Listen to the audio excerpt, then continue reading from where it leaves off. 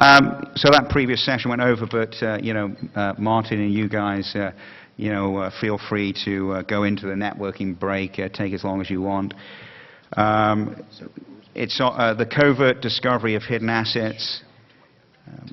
An open discussion about measures used to surreptitiously and legally discover concealed wealth and to attribute it to wrongdoers or wrongdoing. We have, starting on your right, we have Ruth Promislow, a partner in Bennett Jones. Then we have, on the far left is Matt Lindsay, a partner in a new law firm, Rose LLP. And the next on the right is Martin Kenney. No, sorry, Ed Davis. And then Vastigaraga Davis. Next to him is Martin Kenney of Martin Kenney & Co. Great. Thank you. Thank you, David. My name's Ed Davis. I'll be moderating this panel.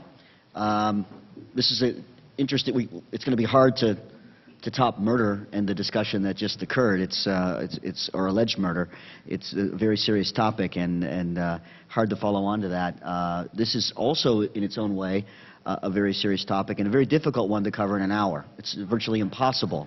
So what we're going to try to do is hit some of the key issues and then obviously, we're all here for a couple of days. We can talk about this stuff in the breaks, but we want to at least tease out discussion on each of the key issues. And we want to do this in a somewhat programmatic way with each of the speakers engaging in somewhat of a conversation with each other and with you. We'll hold questions to the end, please. We'll try to leave time for questions.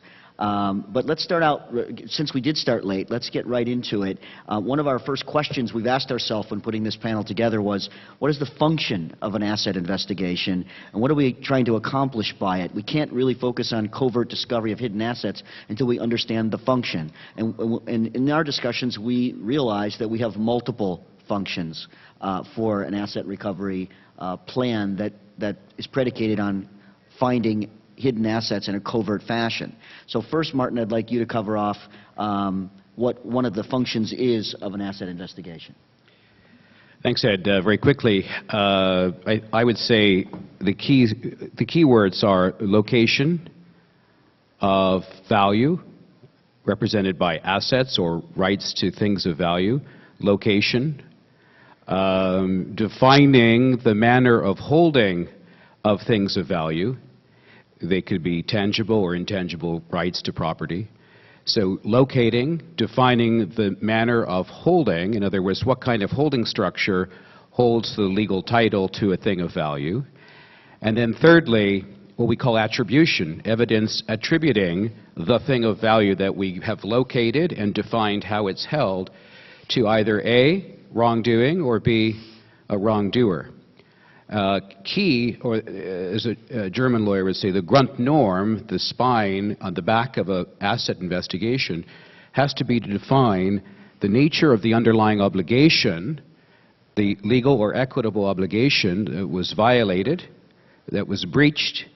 Was it a breach of a contract, a personal obligation to repay under a personal guarantee or a promissory note owed to a bank, or was it a breach of fiduciary duty, a breach of trust, deceit, some other serious form of iniquity, public or private corruption?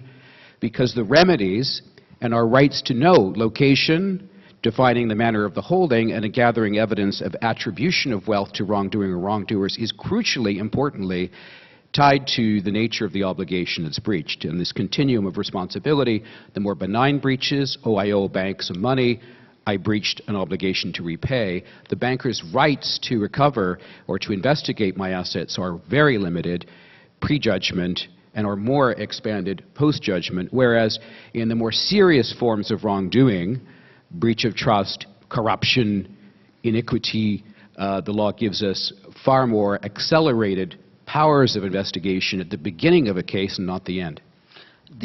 Thanks. And so what you're basically saying is focus on the underlying claim, and one of the functions is find the asset or the money and repatriate it. That's not the only function of an asset investigation, and it's really critical that we define the others. Matt, maybe you can talk about one of the other functions that we look to use an asset investigation for, and why it has to be covert?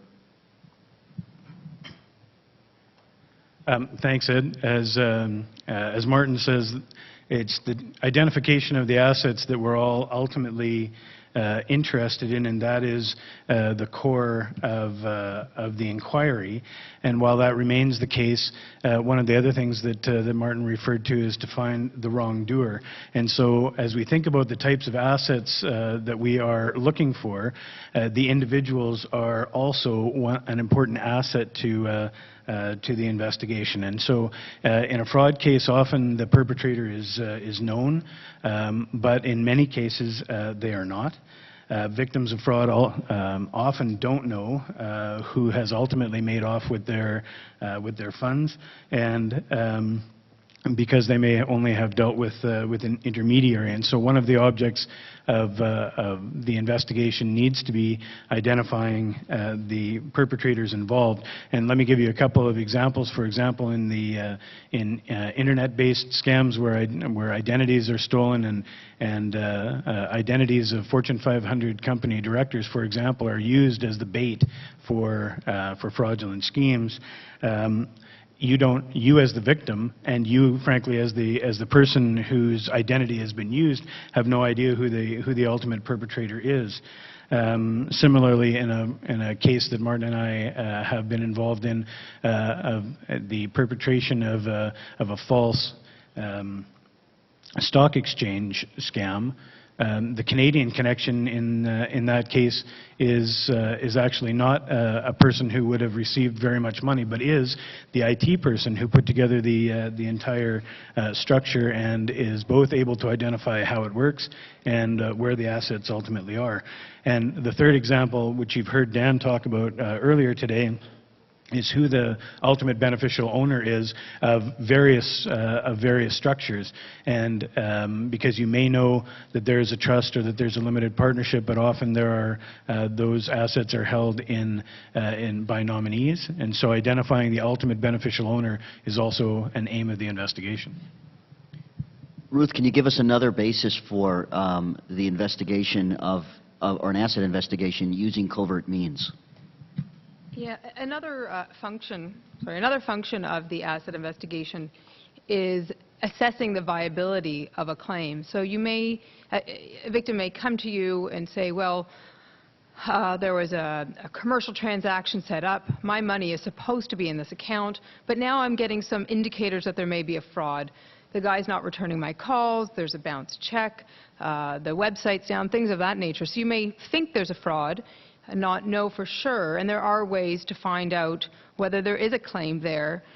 There are court remedies that you can use, such as a disclosure order, which we'll probably talk about a bit more as we move on. But a disclosure order can be obtained, which would, for example, require a bank to tell you, is that money sitting in the account? If it's not, then you know you have likely have a fraud claim there. And if it is, maybe there's a misunderstanding. And when you're at that stage in the process, to get something like a disclosure order to assist with assessing the viability of a claim, it is a lower threshold, at least in Canada. You wouldn't have to establish a strong prima facie case of fraud at that point, because you're just trying to find out if there is a claim. Thank you, Ruth. And then the fourth area that we identified as a potential reason to engage in an asset investigation or asset recovery investigation is a political objective. Many times in a corruption case, a client has a political objective. That does not mean that the underlying case is wrong-footed or is problematic. It can be, but many times governments have political objectives for bringing asset recovery cases, and you need to understand that at the very beginning of the case, because it changes the way you go about the case. You have to understand that your ability to work covertly is going to be undermined by the political objectives of the client on a regular basis. I worked on a case in Trinidad where the secret, confidential, stamped everywhere report from the forensic investigator one day after it was tendered to a government minister was on the front page of the Trinidad Express. And so you have to deal with that, and how are you going to deal with that? And you have to anticipate that the political objective is there, so they have a different matrix when they're making decisions about the asset recovery investigation. They are not going to necessarily be as concerned about the cost-benefit analysis as they are about their political objectives. So be aware, when you're in a case that has those overtones, they are going to definitely impact how you run your case. Now, that having been said, why are we doing it? What is the underlying case? One of the issues we confront is, what is an asset?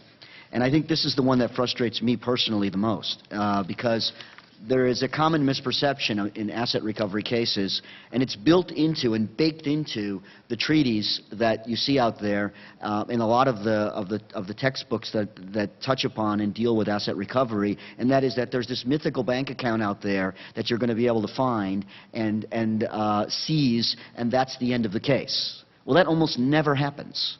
Defining what the asset is, defining how you're going to get the client's money back, or fill a hole in the balance sheet if you represent an office holder, or make your client whole or meet their political objective is critical. But you have to define what the asset is. So again, before we can launch it, before we can even design our covert mechanisms, we have to understand what we're going after. Martin, would you talk a little bit about how assets are hidden? And we'll start off with that, and then we'll come back to Matt and Ruth on the types of assets. Thanks, Ed. The principle, what I like to say to clients is that the thing that's standing between you is as an aggrieved party, a claimant, a victim, so-called, a creditor. It could be a sovereign state, as Ed mentioned, in a public corruption setting, dictatorship, kleptocracy, is information. The only information stands between the victim and his money. And so the other side understands that. Paradoxically, they're faced with the problem. A thief knows only too well that he cannot give his money to another thief. So the lawbreaker must run to instruments of the law in a stable rule of law legal environment. So a contract means something. If value goes into a bank, that there's a contract of deposit that will be respected by the bank and enforceable by a local court. So the paradox that the other side faces, particularly in big money cases, $1 billion is hard to hide. It gets fragmented into multiple independent strands with independent structures in independent legal systems. But ultimately you find, in most of these cases, at the end point of value, represented by, could be hotel properties, operating businesses, stocks and bonds, in many of our cases, highly liquid antiquities or art, is going to be reposed in a place that's susceptible to legal remedy, therefore attacked by the creditor or the claimant. So the other side, recognizing this paradox and that they have to run to law to protect that which they've stolen wrongfully, also then really is dependent upon secrecy and concealment and causing information to be suppressed through fragmentation of data across national boundaries and layering of multiple legal entities, and the use of, you know, the expressions nominee UBO. This is a new technique. We have UBOs. We're supposed to everyone's supposed to be collecting the ultimate beneficial owner data behind a structure, correct? But now we find for $4,000 or $5,000 a year, some folks in the structuring business will lend their name as dummies, adjuncts, strawmen, frontmen in order to conceal, again, the information relating to wealth that rightfully belongs to someone else, because the debtor doesn't want the creditor to know where it is. That's his principal technique of holding the value. Great. Thank you, Martin. Ruth, if you could talk us through one of the main areas that we look at with regard to what type of asset we're trying to recover, if you will. And the one that's not really obvious is third-party claims. Is that how does that fit into the overall structure of designing the covert asset recovery scheme? Well, it's I think almost always part of that strategy. So as you said, Ed, you know, you can't just look to see if there's some account with frozen funds, because, you know, often those funds, the proceeds of the fraud have been dissipated. They're difficult to find. But the third-party claims is an important avenue of potential recovery for victims. So, for instance, you have I'll give you an example. If the fraud itself sort of originated in a fake loan transaction and there were lawyers involved in setting up the loan transactions and bankers involved, you can look to those parties and there's potential claims against them. For example, if the purported loan transaction involved money that was supposed to be locked in an account and the victims had a lawyer at the time who papered the whole transaction. If the money disappeared, then you can look to that. Did that lawyer fall below the standard of care that he should have taken? And is there a claim for negligence against that lawyer? Now, on these third-party claims, just one important point is timing, because you can't sort of chase the proceeds of fraud and then later think, well, maybe we should look at third-party claims, because you have to think about limitation period issues. So you really have to do this at the outset, identify what other claims there are. And I guess just one other point on third-party claims. Once you get into the investigation, you might see that the wrongdoer made payments out to some victims and not to others. So another third-party claim is potentially clawing back some of the payments to bring them back to the kitty to be distributed on a more equal basis. But again, that has to be done early on as well. Great, thank you, Ruth. Matt, walk us through the issue with regard to hard assets, which is the one I think people are most familiar with, but actually one of the hardest ones. Well, and as Martin says, it remains the core of the inquiry is to reach out and to attach those assets. Although the claims that Ruth described for you can also retain a significant amount of value.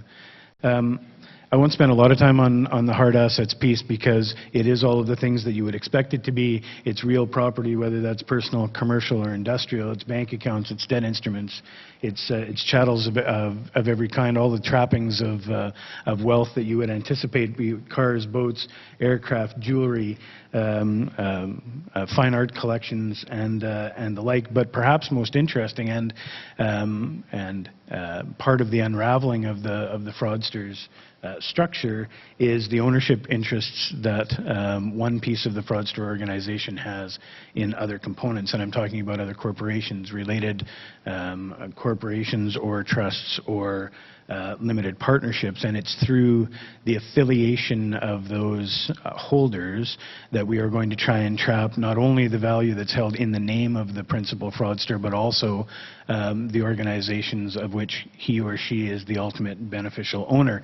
And one characteristic of that investigation is the proceeds. So no matter how the initial corpus of the theft or the actual money, how it has been transformed in one form or another, the ownership interest of the victim remains. And so we're looking at it in all of its forms and all of its proceeds. One of the first questions you get confronted with when you do this is usually from a judge. And she will ask you, why do you need this to be secret? Why do you have to do this in secrecy? That's not normal.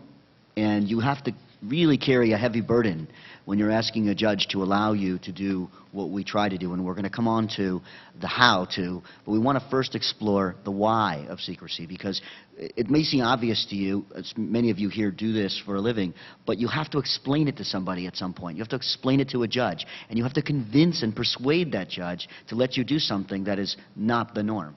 So Matt, why don't you pick up that issue? Sure. So let me frame the issue this way, and then I think that the panel members will all give you examples where this has been that they have encountered where secrecy becomes very necessary. And in my view, in order to understand the need for secrecy, you have to understand the position that the victim is in at the outset of a case. And of course, secrecy becomes quite controversial, because once assets are frozen and the like, there's much outrage on the part of the fraudster to say, well, you did this in secret, how dare you? How dare you use secret court processes to trap what I say belongs to me?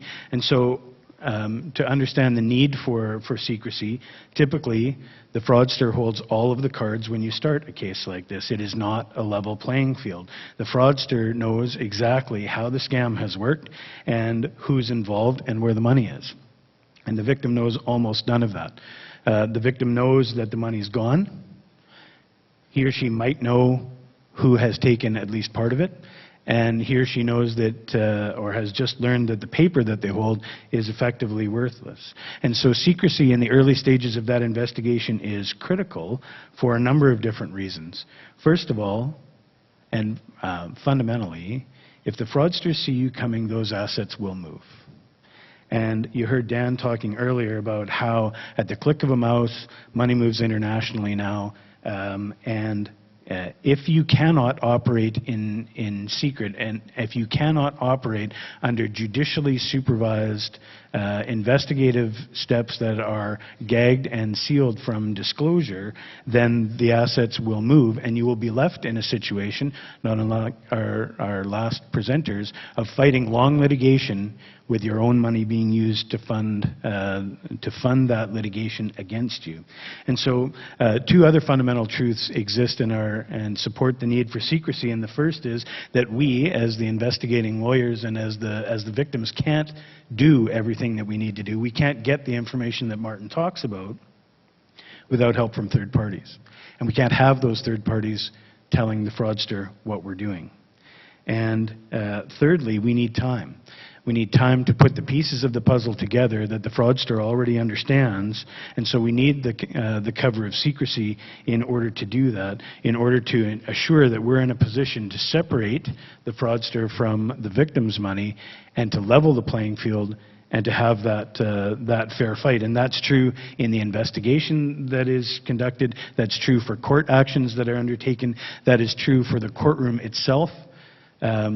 When you are making these applications, in one case that I was involved in, and then Ed, I'll hand the microphone back to you, in Manitoba, we were all set and ready to get our investigative orders. We were in front of the judge.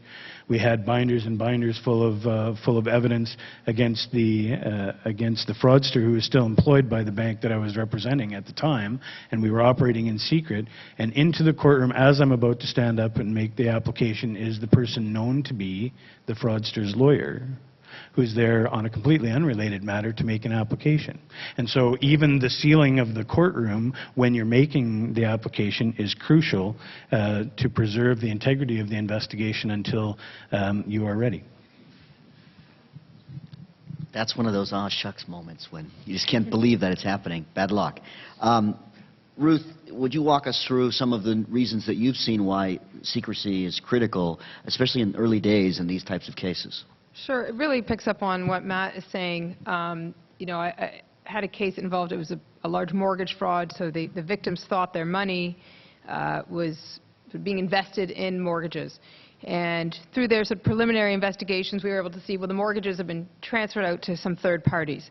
We don't know who's part of the, you know, who's a wrongdoer, and we need time. So we get a disclosure order from the court and requiring various institutions, banks, mortgage brokers to give us some information, all with a view to identifying who are the wrongdoers, and then ultimately what we'd want to do is freeze their assets.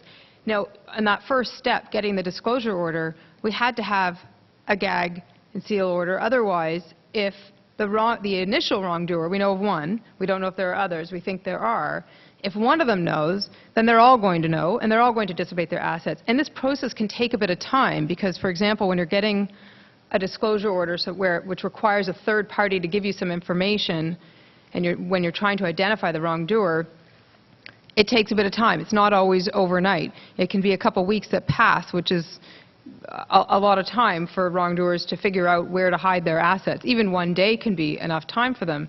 So it's critical, and as we went through each of the steps in that case, it was we wouldn't have been able to get to where we ultimately got to, which was being able to freeze some assets without the gag and seal order in place for the first few steps. Yep. And this is so critical. How you go about those first couple of steps really will ultimately determine the outcome of the case. You can really do serious damage to your case at the very beginning. In a case that we're handling here in Miami out of Brazil, which is now unsealed, and it's a real seal, unlike what you heard about in the last panel, the case had been sealed not only in Brazil but in other jurisdictions. So when we went into court, if we didn't get the seal, we were not going to just blow our own investigation. We were going to blow investigations in 3 or 4 other jurisdictions. So the tension was high. The burden was high. We were able to draw on really two main factors to prevail. One was a good job of laying out the reasons why and the evidence that we had, the underlying criminal activity, the underlying fraud. And the second was credibility with the court. We had been in front of this judge many times before. We had earned her trust and respect. She knew that we weren't going to lead her astray or lead her to error. And that's critical. When you're going into jurisdictions, you have to find counsel that have that kind of rapport with a judge, with the court. You don't know which judge you're going to get, but you can pick your lawyer. And your lawyer, he or she, has to have that level of credibility, because there is a certain amount of trust involved in a judge giving you the ability to go around and go into someone's underwear drawer without telling them that you're going in their underwear drawer. And because it's not natural, it's not normal, it's not something that we generally allow to happen in litigation, especially in this country where we have a very transparent, open legal system where people know what's coming and there's advance notice, and it's very rare that you're able to operate in an opaque manner. So Martin, why don't you take us through another example where this has been critical to the success of the case. Thanks, Ed. The close cousin to a seal and gag order or its justification, which we would say if the defendant learns of the progress of an asset recovery inquiry, he will undoubtedly take evasive action. This is a hard thing to show a judge in an objective sense, because what we're doing is projecting forward what might happen in the future. It hasn't happened yet, in a sense that it's just like the close cousin to this problem is trying to get a freeze order. In English law, we have to show a good arguable case on the merits that someone A owes money to B, but also that A proposes an asset flight risk. How do we show that? How do we show that someone prospectively will fly away with their assets? Well, it's the same story with a seal and gag order, because we're justifying secrecy orders by virtue of the risk of asset flight. So the freeze order remedy is very a close cousin in terms of its underlying legal analytical structure or architecture to a seal and a gag. And we're going to get into more of the theory later, particularly in the area of balancing the prejudice to the two sides, because it's key to getting these remedies that the judge be comfortable that we're balancing convenience and prejudice. That's what injunction law is all about. Now, I'm going to just give you a very quick example of a real-life case which demonstrates objectively what happens if there's a busting open of the seal or the secrecy that attends one of these investigations. For 18 months, my firm acted for a hedge fund that had been victimized in a $25 million fraud. Before we were engaged, actually, the client had obtained a judgment against the primary wrongdoer. The wrongdoer had sequestered his assets in a way which was highly complex, involved offshore trusts in the Cook Islands, Nevis, very valuable art locked away in vaults. But we discovered he also had a valuable business here in the state of Florida that he'd sold to a French company, and we were able to secretly, with seal and gag and disclosure orders, sneak up on him, gather over 2 million confidential records from multiple jurisdictions with the assistance of 5 judges.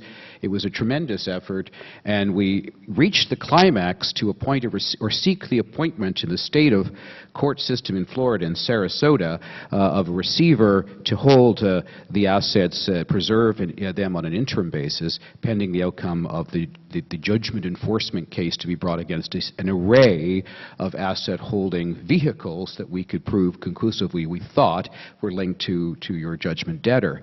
And so our local counsel in Sarasota drove had one of their clerks drive to the courthouse one day, the application papers, which bore the fruit of all this effort, and of course had sealed the box with big red print saying, by order of the judge, this box of records are sealed and must be given only to the judge for the judge's eyes only. And the critical mistake made was this young lad in the law firm locally simply trusted that the registry would understand what that meant. and it didn't. Unfortunately, the registry obeyed or behaved robotically, handed the box over to what they call the web page clerk, because in Sarasota at the time, all pleadings that come in to the system get scanned by the $10 an hour web page clerk, who I guess is not capable of reading the red warning caution on the box, and onto the website of the courthouse came all of our secret papers, and coincidentally, the fraudster had some trigger points about you can buy these or access to search engines that trigger your name whenever it gets filed in a courthouse anywhere, and the debtor knew immediately what had been filed, could print up all of our secret evidence and the fruits of our efforts, and all the money that we were about to freeze, over $20 million of cash in banks in Florida, we just disintegrated and blew apart into multiple pieces before we could get at it. And it destroyed $2 million worth of investigations. So that proves the case that, at least in the area we work in, secrecy is crucial, and there could be complete destruction of our work through a leak. Notwithstanding Martin pointing at me 3 times during that presentation, that was not my firm that did that. I want to be very clear. Very important. So now we're going to move on to asset recovery tools, and this is where the rubber meets the road. What can you actually use? What's the methodologies? And really, the first one, and the one that we start with always, is for the most part, is extrajudicial tools. And I'd like Martin to take us through some of the extrajudicial tools that are available to all of you right from the get-go, without having necessarily to even hire a lawyer.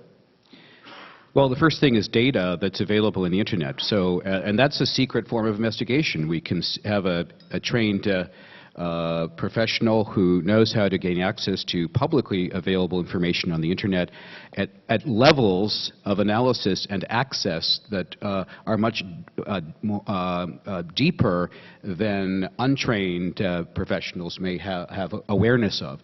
There's a specialist trainer in New Jersey called Cynthia Hetherington, and she puts on a great show. She trains everyone from officials at the CIA to bank compliance professionals on how to really sweat the internet for information, how to gain access to data that you don't have any idea may be there. She can go back in time and reconstruct what data was like in 1993, for instance, in a red flag type scenario when you sue a bank wanting to prove that in 1993 the bank may have had access to certain publicly available data that would be a red flag that might found a lawsuit against the bank for assistance in the fraud. We have also proprietary databases that all decent investigators will sign up to and pay a monthly fee or stipend for access to, and that can dump massive amounts of data about a subject. So we essentially, let's see what's in the newspapers electronically, what's in court filings, what is the history of the subject in social media, and let's build a profile in the beginning phase of the case. It doesn't cost that much money. We're talking $10,000 or $20,000 in a major case just to get the public data at beginning a profile of who we're dealing with today. And then we'll look at using surveillance, perhaps sting operations in a very sophisticated way in big money cases where we might present ourselves through an agent trained to pretend to be a prospective victim or a prospective collaborator in fraud who might be wearing, in a place that's lawful to do so, a secret tape recording device in order to get inculpatory statements recorded so judges can actually hear the voice of the fraudster laughing about victims or chuckling about his exploits. There are an array of Dick Tracy techniques that we use with professional former law enforcement officials who run the investigations outside of the court under our supervision. We have to make sure that we ask 3 questions in these kinds of matters. 1, is the investigative measure about to be undertaken by our investigators lawful in the place where we're going to undertake it? 2, will the evidence be obtained from it be admissible or useful in the jurisdictions that we need to adduce it in? And 3, is it legally, professionally, ethically proper for a lawyer to cause it to be done? Those are the 3 crucial questions. Yeah, and look, a good investigator, a well-trained investigator will make your case. A bad investigator will not only destroy your case, but will get you and your clients sued. So it's really important to make sure that you're working with people that are vetted and know what they're doing. The other thing, just to pile on one for 10 seconds on what Martin said, on the social media part of it is really critical, because your target might be very careful about what he does on social media, but his kid isn't. So if his kid puts a picture on saying, here's a picture of me fishing on Dad's fishing yacht in the Bahamas this weekend, you're like, oh, Dad has a fishing yacht in the Bahamas. Now we know one asset. And the guy is very careful not to be on Facebook, but his kid isn't, or his wife isn't, or vice versa. You know, it's look at other people, and that's you have to design your investigative phase when you're looking at social media now, because it is so critical.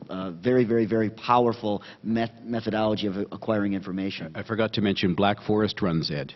Yeah, or we call that garbacology or dumpster diving, going into people's garbage cans, whether commercially or on a individual or personal basis. Here in Florida, you can do that under certain circumstances. Again, if you do it wrong, you're going to get sued. If you do it right, you're going to get a treasure trove of information and a bunch of eggshells and coffee grinds and other things, too, that go with it.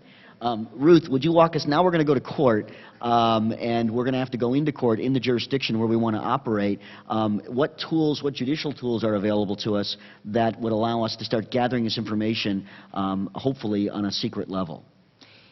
Well, I think the one that I've referred to before is the disclosure order, also called the Norwich Pharmaco order. In short, what this is it's an order requiring a third party who's somehow involved, innocent or otherwise, to disclose information. So an obvious example, and the one that comes up a lot, is banks.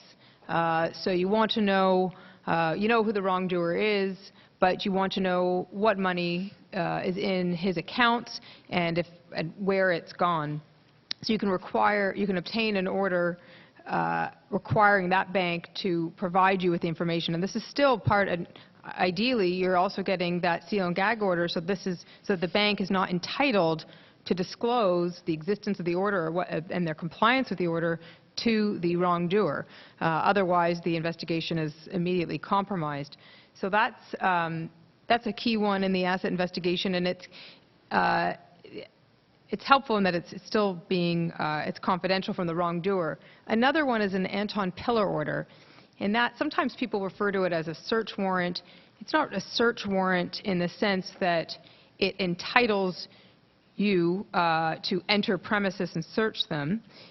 What it is, it's an order that requires the defendant, so the alleged wrongdoer, to provide access to his premises, and you'd obtain it based on evidence that you think you have reason to believe this wrongdoer has incriminating evidence in his possession, and it might otherwise be destroyed if you don't get this order. So I guess the downside about that is, depending on where you are in the investigation, the jig is up, right? I mean, once you get that order and you enforce it, well, now the defendant, the wrongdoer, knows he's the target of an investigation. So if you haven't gathered other useful information as to his assets, you might have given him a heads-up notice a bit too early. Now, sometimes another tool that can be used is a court-appointed officer is able to conduct examinations, investigations on a confidential basis, and that can be quite a helpful tool. And I think those, in terms of the judicial tools, that covers the main ones. Great. So that's if you're in the jurisdiction typically where you're operating. But many times the information you need is abroad. And by abroad, meaning somewhere other than where your feet are at the moment you say it. Because we always think of abroad as, at least the U.S. lawyers think of abroad as outside the United States. But really, most of these cases start outside the United States. But the evidence is in the United States. How can you get that information? Well, there's one very, very powerful tool called 28 U.S.C. 1782. That's a U.S. Code section that allows you, if you have an action on foot or you reasonably contemplate bringing one, you don't even have to have one pending. You have to reasonably contemplate bringing one. Can bring a claim in federal court in the United States to obtain evidence, actual record evidence, depositions that are sworn statements under oath. You can compel the person to come, and other kinds of evidence that is legally obtainable in the United States. So that is a super powerful tool. So sometimes a U.S. lawyer will automatically rule that out because they think, well, I'm in the U.S., I can't use it. But if your case is really somewhere else, or can be grounded somewhere else, you can use 1782 as a tool to come into the United States and gather up that evidence in anticipation of the claim. And the very tools that Ruth just talked about are also deployable in other jurisdictions, especially the English Commonwealth jurisdictions. In the civil law jurisdictions, which tend to have many similar tools, even though they might go by different names, you can get discovery, even pre-suit discovery. Don't let a lawyer in say, Panama tell you they can't get information in advance of a case. They can. They have a thing called a prueba anticipada. They have another thing called an acción exhibitoria. They can bring actions to get information. Now, that's just because that lawyer's never done it. And we call those lawyers Dr. No, because they tell you all the things you can't do. You ask them, can you do that? No. Can you do that? No. Well, we really want lawyers who are going to tell us what we can do. And so we've learned over the years by kissing a lot of frogs, most of which don't turn into princes, but some do, that these folks know what they're doing, and we work with the princes, and they ultimately can get you information. So it's important to try to think about this almost like a three-dimensional game or a Rubik's Cube. You really have to go many times offshore and obtain that information, and it can be done in a secret way too. And we'll come on to the secrecy level and how you keep it secret in just a moment. But one of the other tools that Ruth alluded to was an office holder. And one of the very, very powerful tools that we use, and Matt also mentioned it, and that is that one of the things you might have access to is the stock of a corporation, which leads you to inevitably insolvency or bankruptcy. Matt, walk us through some of the ways you can use bankruptcy or insolvency to obtain assets or information about hidden assets, whether it be covertly or not, and then we'll talk about the covert nature of it.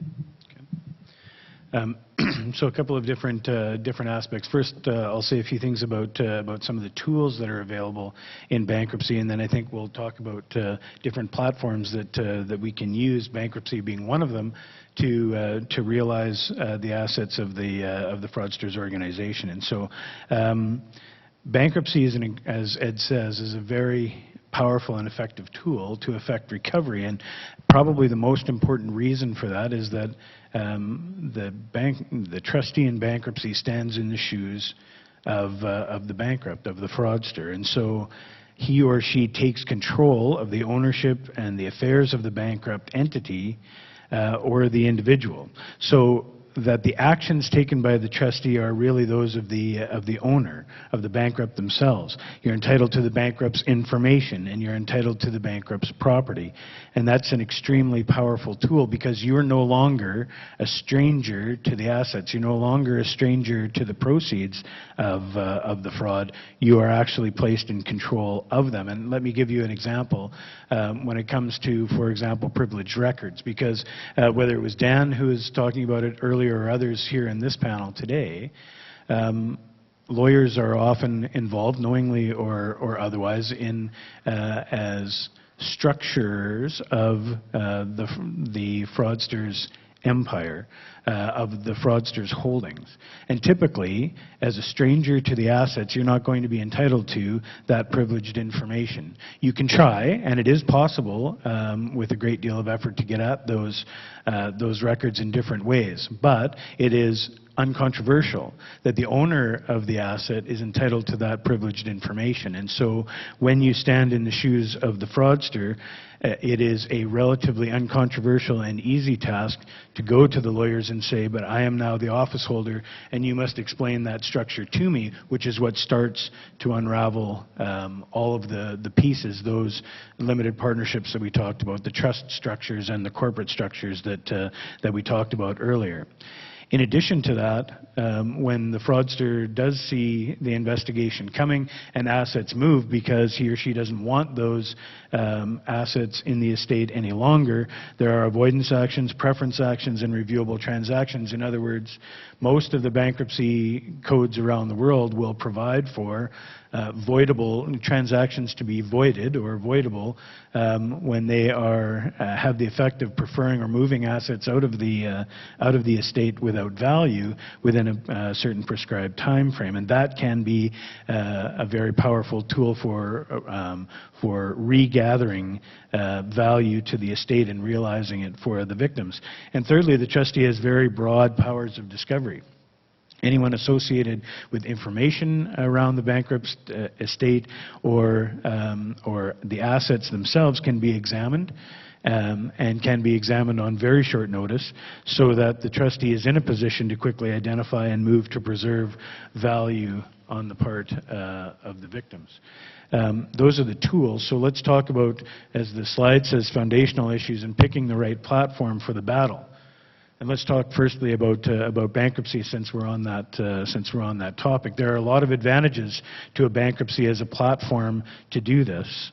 The first is that you're court sanctioned and court supervised. So you're a court officer with ready access to judicial assistance to the extent that you require it, which creates both legitimacy and authority. The trustee displaces the dishonest and untrustworthy custodian and replaces that person with bonded, professional, and honest management. Again, standing in the shoes of the fraudster, which can both be a good and a bad thing, and I'll come to that in a moment. Next, it's federal in reach, and so at least in the U.S. and Canadian context, I don't have to start ancillary proceedings wherever I find assets around the country or around North America. I am in a position to reach out and to attach those assets within the country in which the bankruptcy has begun. Under the new ancestral model law, or relatively new, being adopted by more and more countries around the world, and this is a gross oversimplification that we could spend half the day talking about. There are common rules for the administration of bankrupt estates, and so more and more we're in a position through the bankruptcy platform to reach out internationally in a single bankruptcy with a single office holder and to harvest value in a way that sees local creditors treated fairly and predictably. And that allows for relatively easy international recognition. There are some downsides, and I should say just before I get to that, that as the trustee works through all of that information and those information sources, and it becomes clear who the ultimate beneficial owner of the various of the trusts and limited partnerships, et cetera, as that becomes clear, then those assets fall under the same administration with the assistance of the courts. So there are some disadvantages as well. It's a very, very powerful platform, but it can be difficult to conduct the bankruptcy itself in a secret way. All of our presentation is obviously geared towards secrecy, and once you're in bankruptcy, there are many ways that and tools that you can use to act with court sanction and to maintain that cloak of secrecy, but you probably have to break cover in order to file the initial petition, in order to get into bankruptcy in the first place. So the biggest hurdle can often be getting to bankruptcy in the first place. And the second is the notion of, that I know gets some play, especially in North America, of the notion of imperi delicto. So if I am standing in the shoes of the fraudster, and if I am therefore cloaked with whatever actions the fraudster has undertaken, there are some actions which will not be available to me. I'm not going to be able to sue my co-fraudsters for recovery. And so there are some actions that when you design the recovery platform and you coordinate the steps that you are going to take, that you may want to reserve to the victims as opposed to the trustee. Matt, although bankruptcy, you're right, involves open justice and no secrecy to have a bankruptcy trial and have a trustee appointed, what about a provisional liquidator or an interim receiver, like in the case we worked on in the late 90s?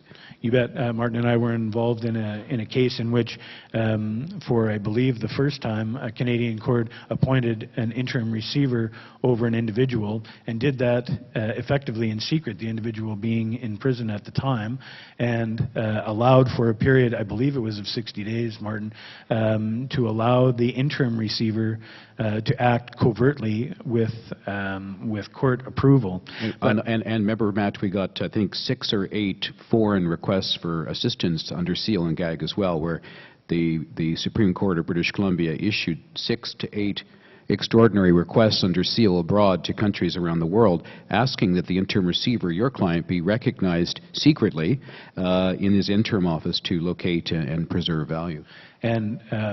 But ultimately, that petition on which the interim receivership is based is going to come to light, and we were able to obtain 60 days. So that started the clock running in a big way to cover as much ground as we possibly could and to achieve as much of freezing of assets as we possibly could within the 60-day time frame.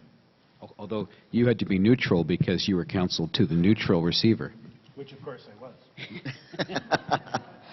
The one topic I want to hit very quickly on this area, and I won't take the full time allotted to me because we're going to run a little long if I do, is when should you, and when should you resort to the criminal process? We talk a lot about the civil side of this, but really this is a combined arms approach. You really have to think, what can I use to get the client's money back? And the criminal process, you have to think about the criminal process both in the common law perspective and in the civil law perspective, because those are the two dominant legal schemes that exist in the world today. In the common law perspective, I think most of us in this room have had the experience of seeing the common law system fall woefully short when it comes to restitution to victims.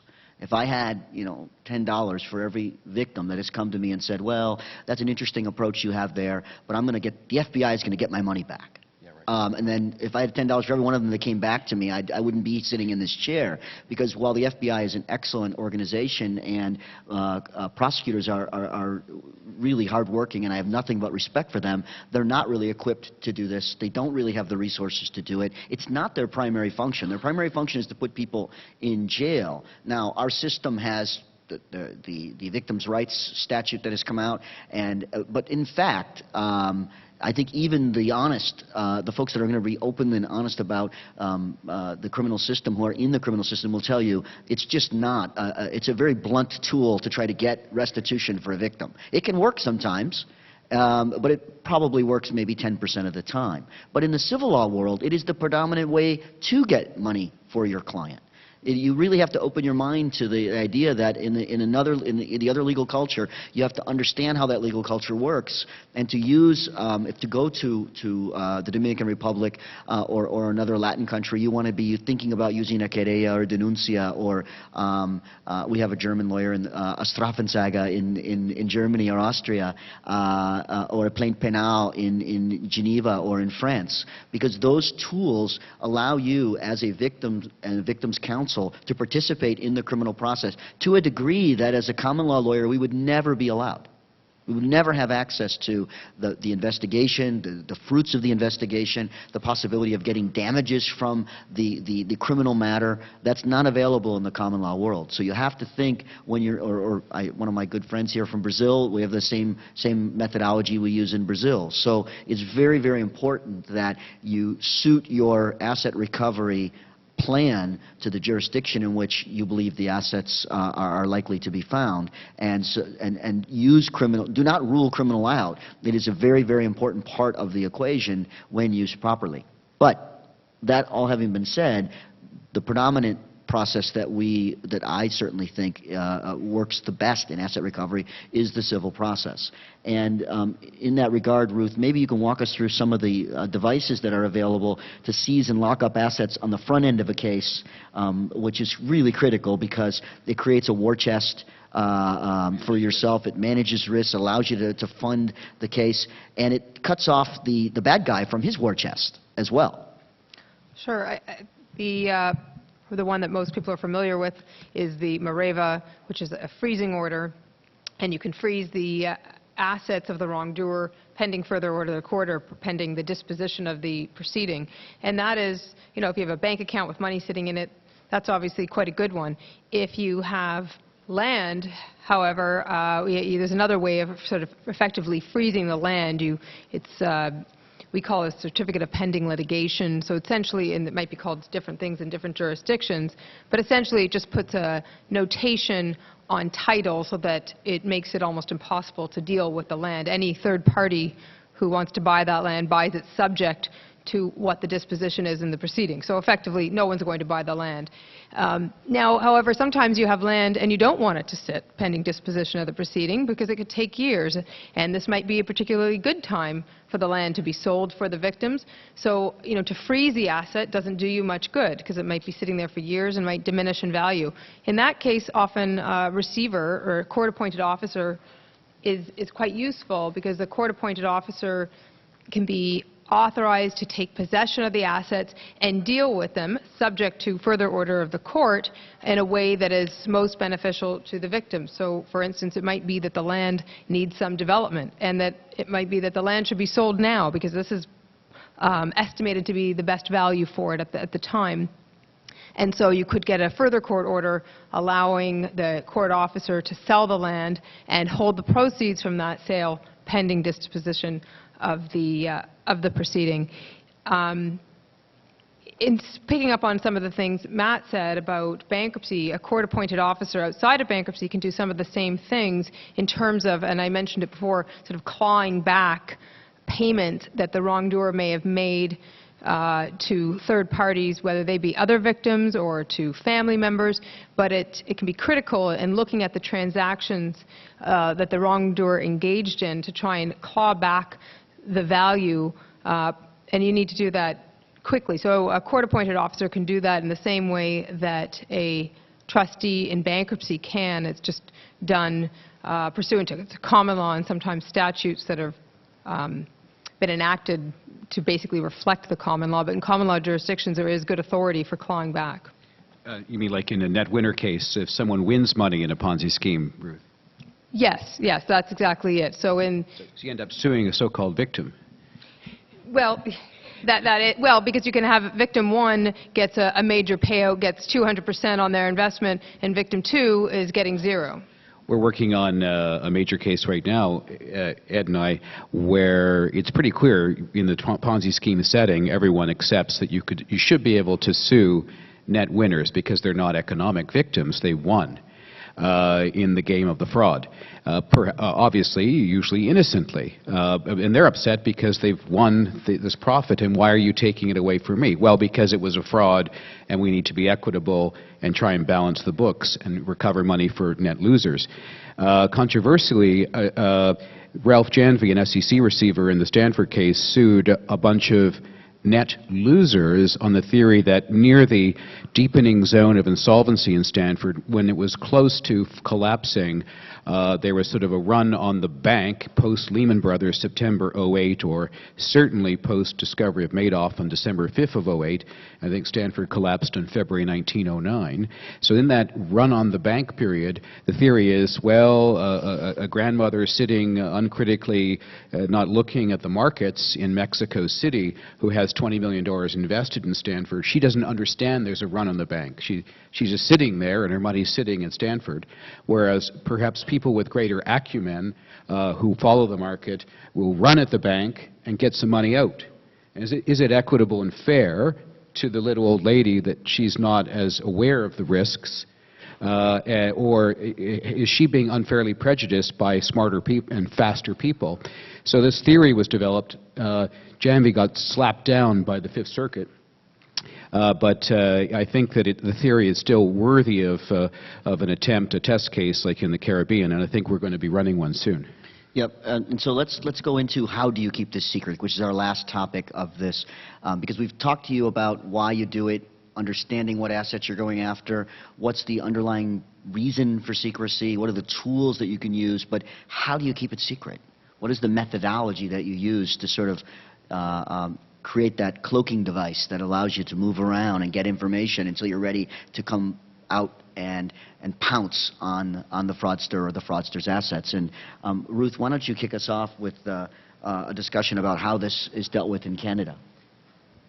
Well, typically we referred to seal and gag orders, so we would get orders, either sealing the court file, gagging others, preventing third parties from being able to discuss either the disclosure order that they have to comply with, and things of that nature. Now, I guess there's a distinction in various jurisdictions, because in Canada, at least, our courts have described this type of order as typical and justified, and the courts have made statements along the lines of, well, our disclosure order to assist you with this fraud investigation won't be effective unless we give you the seal and gag order. So they just grant it, it seems, and they're just sort of one-line throwaways in the cases about, of course we're going to do this. But I think that in other jurisdictions that seems to vary.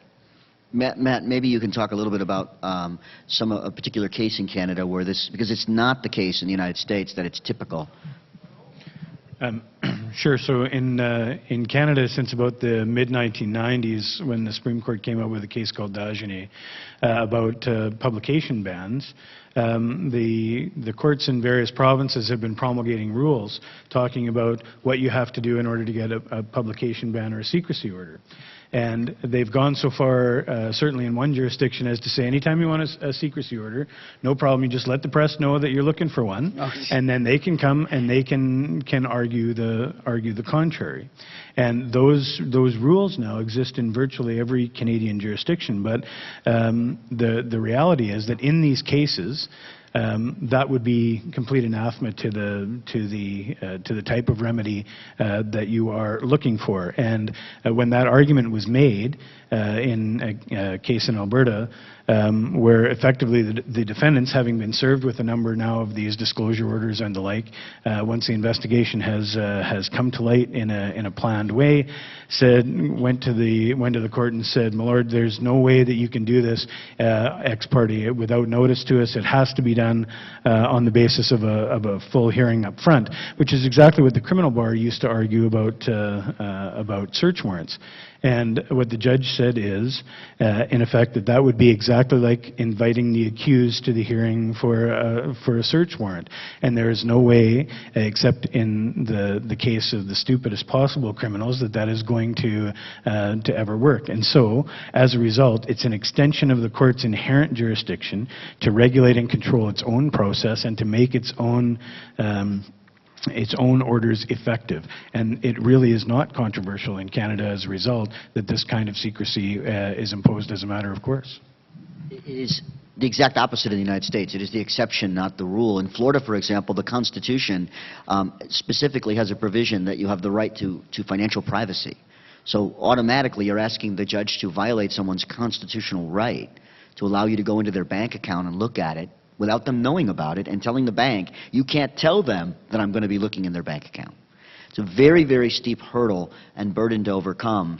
And we've been able to analogize it over the years, as Martin and I have discussed, to sort of a family law cases or patent law cases or trade secret cases where, you know, if you don't protect this information, the value of the case will be zero.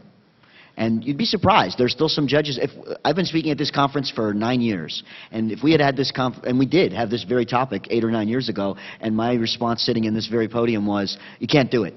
The good news is you can do it now. Over the last 8 or 9 years, there's been an evolution in thinking. Judges have become more sophisticated. They've seen these huge, humongous frauds that have impacted thousands and tens of thousands of people, and judges have started to open their minds to the possibility that we have to allow the process within their inherent jurisdiction, as Matt says, to get a head start, to level the playing field, because if you don't, the fraudster's always going to be 1 or 2 or 3 steps ahead of you because of how quickly they can move assets or encumber assets that they have and move the value offshore. I would just say that it's amazing to me that there's such little developed case law in probably the most crucially important remedy, which is, Ruth said, is almost an afterthought in many sophisticated common law jurisdictions like Canada, where there's thrown into a judgment is one line. Well, of course we can give a seal and gag. Of course it's in our inherent jurisdiction, which always makes me nervous when a judge that has no other basis for an order other than it's, quote, in his inherent jurisdiction. Of course, we understand that in order for the order to get information about assets in the context of a fraud case to be effective, we have to guard against the risk of the defendant taking evasive action. But I say that sort of in a pure academic sense, this very, very important tool is at risk of being undermined, because what we're doing when we're asking for seals and gags is we're suspending the right to open justice, we're suspending the rights of due process to the other side, we're asking for effectively an anti-privacy law order, an anti-data protection order. We are stretching the boundaries of fairness and justice when we're running around the world for 2 years gathering 2 million records that are all confidential and private, and there better not be misused by our team, disclosed to the New York Times, or in any other way demolishing the fabric and justification and integrity of what we're doing. So this is a very, very delicate and important area, and if a group of us begin to mess it up, or visit criticism on the use of these very powerful yet delicate tools, because of what we're doing, we're stretching the boundaries of fairness so far that we could well be opening ourselves up to criticism and then depriving victims of rights of recovery if we mess up the fabric of the law and its development in this very, very crucial area. I want to thank David Marchant for letting us address this very important topic, and please help me in thanking the panel for an excellent job.